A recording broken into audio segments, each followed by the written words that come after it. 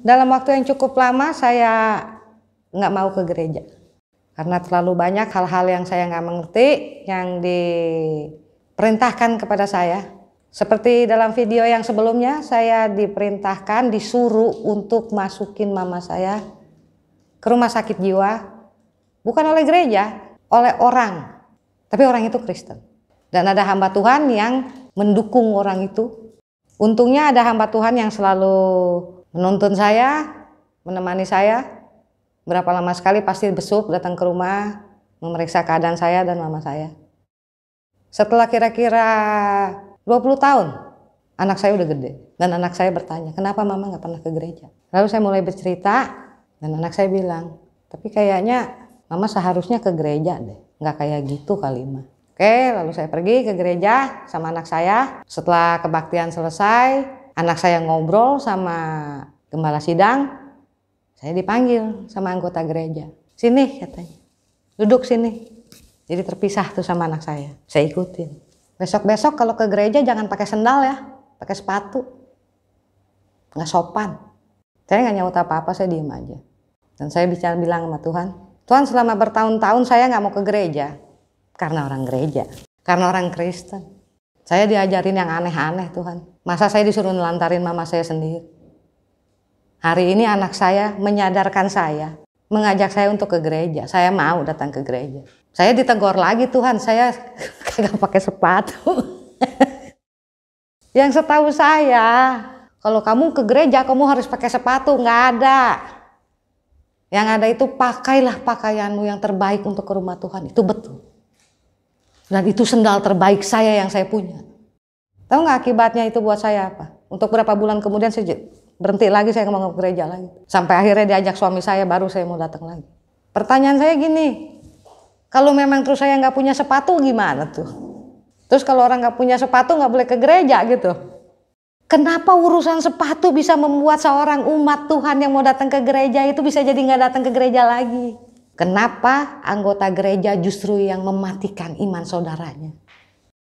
Saya nanya sama Tuhan, kenapa selalu ada orang yang menjauhkan saya dari Tuhan? Cukup lama untuk saya dapat jawaban. Tuhan bilang, tahu nggak kamu kenapa saya izinkan kejadian itu terjadi sama kamu? Kenapa Tuhan? Supaya besok-besok, kalau kamu udah jadi hamba Tuhan, kalau kamu udah jadi anggota gereja yang rajin ke gereja, jangan pernah lagi melakukan hal itu ke orang lain. Lalu saya udah mulai rajin ke gereja, belajar melayani. Ternyata saya yang bikin salah. Ada satu hari ada pendalaman Alkitab, saya hadir di situ dan saya bukan sebagai siapa-siapa, jadi cuma anggota doang yang ikut ngedengerin, ikut ngebahas. Yang mimpin gembala sidang kami gitu kan. Lalu dalam waktu sesi bertanya, orang itu mulai bertanya hal-hal yang mulai ngeselin ya. Hal-hal yang buat saya gimana ya. Hal-hal yang gak perlu ditanyakan.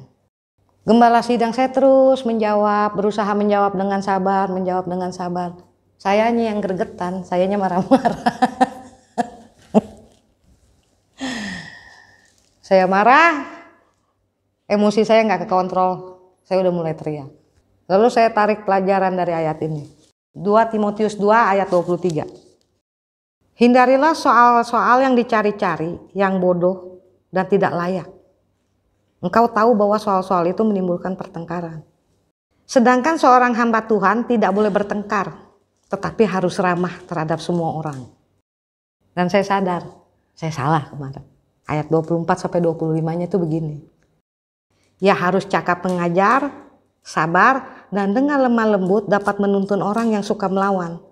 Sebab mungkin Tuhan memberikan kesempatan kepada mereka untuk bertobat dan memimpin mereka sehingga mereka mengenal kebenaran. Gak gampang ya jadi hamba Tuhan ya. Terus juga saya pernah ngeliat gini ya. Saya lagi kebaktian, saya duduk sama suami saya di sebelah saya selama kebaktian. Kalau lagi gak nyanyi, itu yang di belakang saya itu ada yang gak berhenti ngomel. Karena yang di sebelah depan kanan saya itu pakai rok pendek banget. Datang ke gereja. Ini yang di belakang ini ngomel terus ngadu sama lakinya. Masa ke gereja pakai rok begitu? Nggak sopan banget. Emang dia nggak ngerti apa ini gereja? Hal-hal kayak gini loh yang bikin saya Ada satu hal yang selama ini saya nggak nyangka lagi nih. Jadi nggak taunya orang tuh beradu jago ya ceritanya ya. Dia bisanya apa, dia bisanya apa, bisanya berapa banyak. Lu siapa, lu siapa. Siapa yang paling banyak kasih duit ke gereja.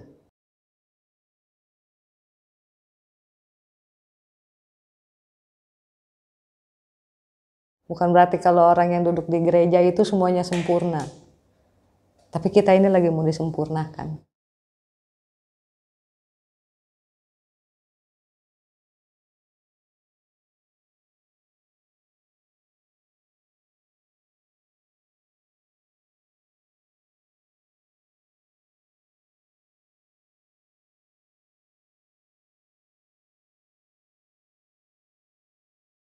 Maka timbullah pertengkaran di antara murid-murid Yesus tentang siapakah yang terbesar di antara mereka. Tetapi Yesus mengetahui pikiran mereka. Karena itu, ia mengambil seorang anak kecil dan menempatkannya di sampingnya. Dan berkata kepada mereka, barang siapa menyambut anak ini dalam namaku, ia menyambut aku. Dan barang siapa menyambut aku, ia menyambut dia yang mengutus aku. Karena yang terkecil di antara kamu sekalian, dialah yang terbesar. Justru yang mau melayani orang yang paling kecil, yang paling gak dianggap, yang gak dipandang orang, yang mau ngobrol sama orang yang datang ke gereja yang jarang dilihat orang, yang bajunya lusuh, yang pakai sandal jepit.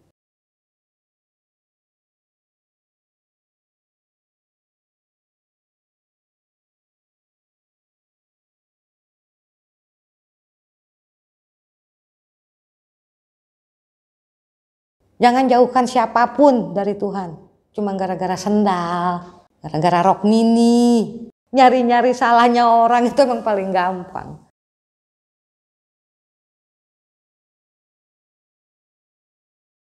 Kalau ada yang pakai rok mini, peluk aja, tegur. Ih, roknya pendek deh, ntar kelihatan. Nggak usah ngomel-ngomel kali.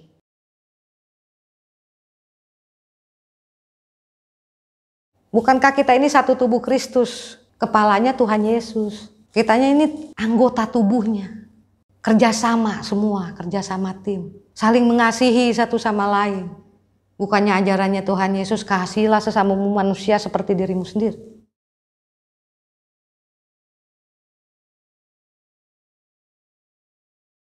Orang di luar Kristen tidak bisa mematikan iman saya. Tapi kalau orang Kristen sendiri yang udah bicara seperti itu sama saya nanya lagi sama Tuhan, mestinya gimana Tuhan? Aku izinkan kamu mengalami hal ini, supaya kamu bisa menceritakan ini ke orang lain, supaya kamu bisa bersaksi, dan supaya jangan sekali-sekali kamu melakukan itu kepada orang-orang itu.